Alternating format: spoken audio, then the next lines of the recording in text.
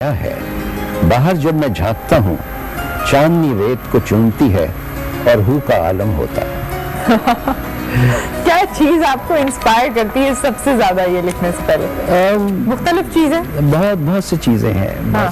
मैं आपको एक रिदमिक क्विक सक्सेशन, अच्छा इसका आप रिदम देखिएगा।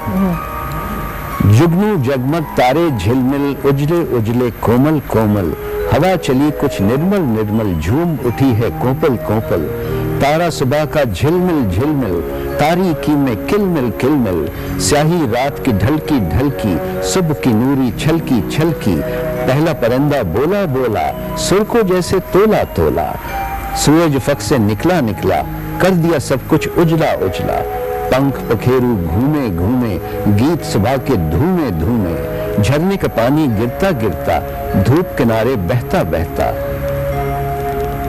प्यार है दिल में बसता बसता जब हुआ सुंदर रफ्ता रफ्ता। क्या बात है, this is easy as well, ये याद किया जा सकता है। जी जी जी, ये तो बच्चों की पोएट्री में भी है, मतलब अगर थोड़े अल्फाज और आसान हो जाए तो बड़ी इजी हो जाए उनके लिए। जी हाँ जी हाँ, है ना? एक्चुअली पोएट्री का यही है कि शेर की अच्छे शेर की खासियत यह है कि फौरन अजबर हो जाए, हाँ। दिल में जगह कर ले और आपको it's easy on your ears. Yes.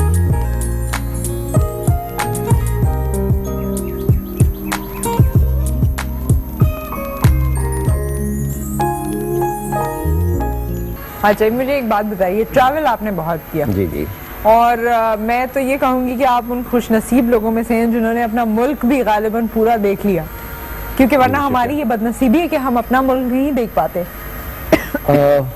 आप सही कह रही हैं, बहुत बदनसीबी है।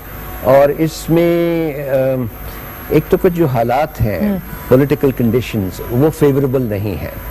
सही। अब जैसे आप देखिए, गोरख जब मैं गया था, गोरख एक बुलंद मकाम है, more than 5000 feet high, nearly 6 इन सिंध। तो वहां पे जो डीसी दादू थे, उन्होंने मुझे 8 गनमैन दिए थे, you know, to protect me. कोई डकॉइट्स हैं, कोई किडनैप ना हो जाए, यू नो, इस टाइप का। अब एक आम टूरिस्ट है, वो तो अपने 8 गनमैन या 4 गनमैन तो वो नहीं लेगा ना। तो लेकिन ये है कि Pakistan is one of the most beautiful countries in the world. आपको अंदाजा ही नहीं है इसकी खूबसूरती का, कि आम पाकिस्तानी को इसकी खूबसूरती का कोई नोशन नहीं, कोई अंदाजा नहीं। वैसे जो आप गोरख गए थे 8 गनमैन के साथ, तो how was the experience actually? Experience was very good, it was very terrible, we had nearly died, क्योंकि अच्छा, कीर्थर जो है बिल्कुल खुश्क पहाड़ है। हाँ। उसमें पानी बहुत कम है। जो हम पानी लाए थे, क्योंकि it was about 40 miles walk, जिसमें एक रात हमें फर्श पे, आई मीन खुले आसमान तले सोना पड़ा। तो जब पानी खत्म हो गया, आप बाकी सब कुछ कर रहे हैं, पानी नहीं हो, प्यास हो, तो फिर बड़ा मुश्किल होता है। बिल्कुल हम एग्जॉस्ट होने के करीब थे। अबाउट 48 आवर्स, जिसमें के 12 घंटे जो मुतवातिर वी वर वॉकिंग। तो फिर हमें कुछ बच्चों की शक्ल नजर आई, वो ऊपर से झांक रहे थे नीचे, और हमें उनके एक्सप्रेशन से पता चल रहा था कि हमारी क्या हालत है। उसमें बड़ा एक तासुफ था, एक अफसोस का पहलू था।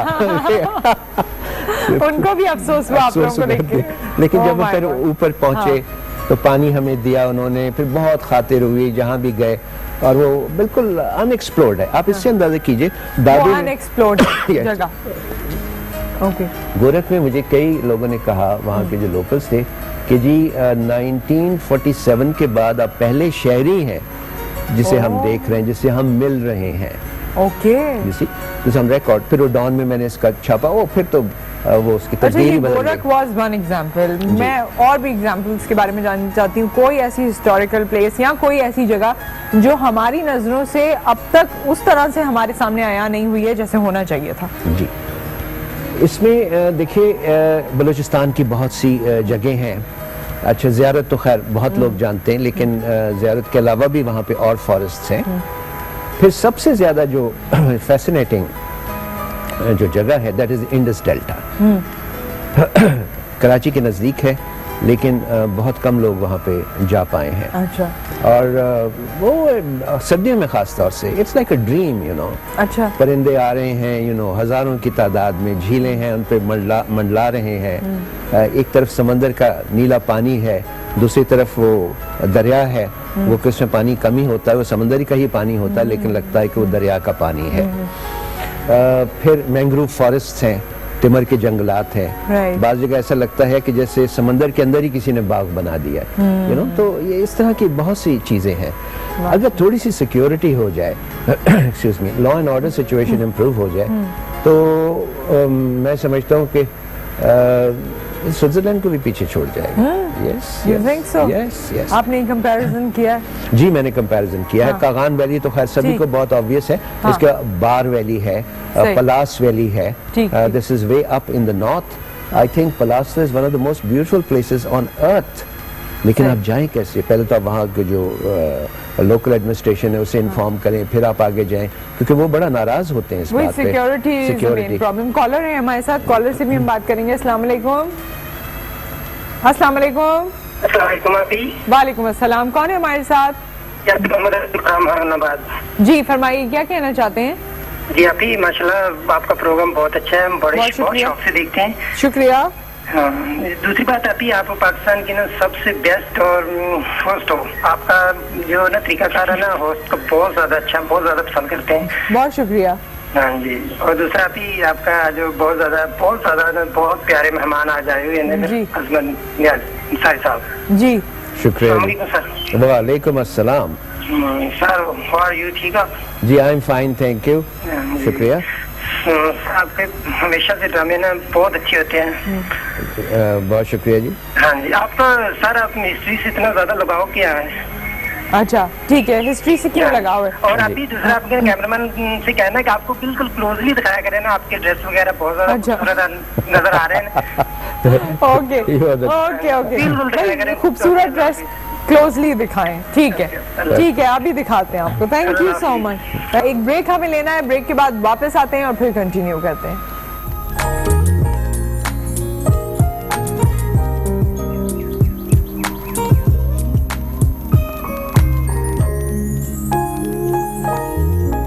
आप बताइए अजमत साहब, मुझे तो ये सारे जंक फूड बड़े पसंद हैं, माजरत के साथ। आपको कैसे लगते हैं? जंक फूड वैसे होता तो बहुत मजेदार है, हाँ? There is no doubt about it. हाँ। यही वजह है कि सारी दुनिया में इतना मकबूल है। हाँ। और दूसरा ये है कि बहुत जल्दी बन जाता है, हाँ। क्विक फूड है। यस। लेकिन डॉक्टर्स जो हैं जरा थोड़ा सा उनकी रिजर्वेशंस हैं, वो कहते हैं इसमें न्यूट्रिटिव वैल्यू कम होती है।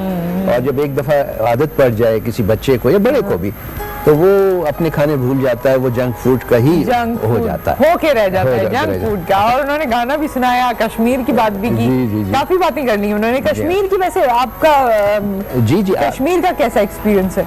Lovely experience. वहाँ पे वादी जेहलम है, वो मुझे बहुत पसंद आई। And upper part of Kashmir, वो भी बहुत खूबसूरत है, बेइंतहा खूबसूरत है।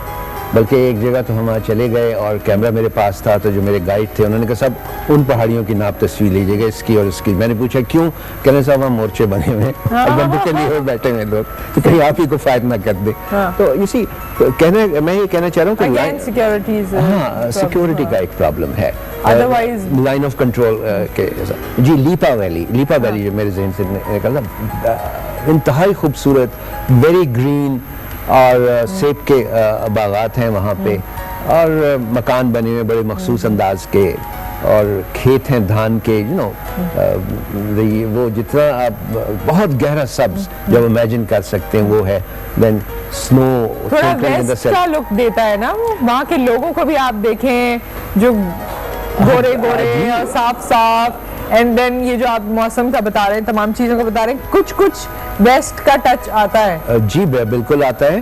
और बाज़ दफा तो देख के यही लगता है कि यूरोपियन फेस है। हाँ। मैंने तो स्टडी भी किया इसका कीथर रेंज में। खाली यही नहीं कि वेस्ट में है, साउथ में आपको मिलेगा। हाँ। बच्चे थे इतने खूबसूरत, सफेद सफेद ब्लू आईज। ये नैंग से ऊपर एक जगह है which is in Dadu district. तो वो यही है, ये हिस्ट्री का ही एक हिस्सा है, क्योंकि क्या ग्रीक्स यहाँ पे आए, और हम लोग भी जैसे जहाँ गए हैं, मसले हैं ऑस्ट्रेलिया में, हमारी अमेरिका में, बरतानिया में, तो इसी तरीके से ये हैं। ग्रीक्स आए यहाँ अलेक्जेंडर के साथ, फिर मुगल्स आए जो नॉर्थ से थे सारे। तो ये एक मिक्सचर एक वो है जो कि हमारे लोगों के चेहरों में, उनके नकूश में मुकैयद है, आपको नजर आता है उसकी झलकी। मैंने कहा भाई ये तो यूरोपियन फेस है ऑल टुगेदर। तो जैसे यहाँ पर कराची में भी एक बड़े अफसोस के साथ खैर कहना पड़ता है, लेकिन सिग्नल पे एक बच्चा, बहुत छोटा सा बच्चा मुझे अक्सर नजर आता था विद ब्लू आईज और ब्लॉन्ड उसके बाल, और ब्लॉन्ड ऐसे थे जो व्हाइटिश थोड़ा सा उसमें शेड आता था। मेरे ख्याल में उसके अम्मा अब्बा को लगता होगा कि सफेद बाल है, उन्होंने थोड़े दिन बाद मैंने देखा तो उसके सर पे मेहंदी लगा दी और वो सारे लाल बाल कर दिए। And I was like, इन्होंने देखा ही, कदर ही नहीं जानी उसकी कि वो तो कितना डिफरेंट है, मतलब किसी मूवी में आ सकता है वो तो हॉलीवुड। जी, बस सफेद बालों से डर गए। हाँ, सफेद बालों से डर के उन्होंने उसके सर पे मेहंदी लगा के बालों को लाल कर दिया बिल्कुल। तो खैर, अच्छा, आपसे सवाल हिस्ट्री के बारे में किया गया था और आप हिस्ट्री पढ़ाते भी हैं, which seems a very boring subject, I am sorry. जब हम पढ़ते हैं और वो हमारे लिए एक नेसेसिटी होती है क्योंकि वो ऑप्शनल नहीं होता, इट्स कंपल्सरी, और जब हमें हिस्ट्री पढ़नी पड़ती है और उसमें से क्या वजह है कि बच्चों को इतना, स्टूडेंट्स को इतना बोरिंग लगता है जबकि आपको तो इतना मजेदार लगता है? हाँ, इसमें एक्चुअली हम सिर्फ 100% तो नहीं कह सकते कि everybody will find it boring, but it's true 80% of the students जो हैं they find it a very dull subject, they don't want to, including my daughter, you know, वो इसको बहुत ही एक डल सब्जेक्ट समझते हैं। और इसकी सबसे बड़ी वजह यह है कि हिस्ट्री को उस अंदाज से नहीं दिखाया गया जैसे इसे दिखाया जाना चाहिए। अगर आपने जिन्ना द मूवी देखी हो, that is also Pakistan movement, और जिन्ना इज माय हीरो, वैसे भी he was a very towering figure. तो आप वो बताएं लोगों को उस तरह से जैसे वाकयात हुए हैं, लेकिन बदकिस्मती से हम उतनी गहराई में जा नहीं सकते। हाँ। क्योंकि एक अरसा होता है, एक सेमेस्टर है, उसमें आपने पूरा कोर्स कंप्लीट करना है, या 18 या 16 टॉपिक्स आपने पढ़ाने हैं, पढ़ाने ही पढ़ाने हैं वो। हाँ। तो उसमें आपको ये कलरफुल डिटेल्स हैं, इसमें नहीं आप जा सकते। वो जो एक कहानी है, वो कहानी हम तरतीब से नहीं बताते बल्कि बीच में से बता देते हैं एक चीज, फिर जी 4 साल बाद ये हुआ था, ये इम्पोर्टेंट है पेपर की नजर से, तो ये पढ़ लिया, फिर उसके 8 साल बाद जो हुआ था वो पढ़ लिया, तो वो कनेक्टिविटी नहीं रहती। जिन्ना साहब वाज ऑफर्ड, उन्हें 2 मरतबा वजीर आजम की पेशकश की गई कि गांधी थे, माउंटबेटन थे, उन्होंने कहा पाकिस्तान का मुतालबा छोड़ दो और तुम पूरे हिंदुस्तान के वजीर आजम बन जाओ, which means present day Bangladesh, India और पाकिस्तान। जिन्ना साहब थॉट फॉर अ व्हाइल और उन्होंने कहा कि नहीं जी, मैं अपने लोगों को धोखा नहीं दे सकता, मैं उनका लीडर हूँ, मैं उनका रहनुमा हूँ, मुझे ये वजारत उज़्मा नहीं चाहिए। हालांकि बड़े से बड़ा आदमी जो था वो झुक सकता था, बिक सकता था, लेकिन ये एक बहुत कैरेक्टर की बात है। अब ये भी आप बताएं ना लोगों को कि 2 मरतबा उन्हें कहा गया कि जी आप वजीर आजम बन जाएं, पाकिस्तान का ख्याल छोड़ दें, लेकिन उन्होंने कहा कि नहीं, ऐसा हरगिज नहीं होगा, जो मैंने कहा है उसको मैं हासिल करके रहूंगा।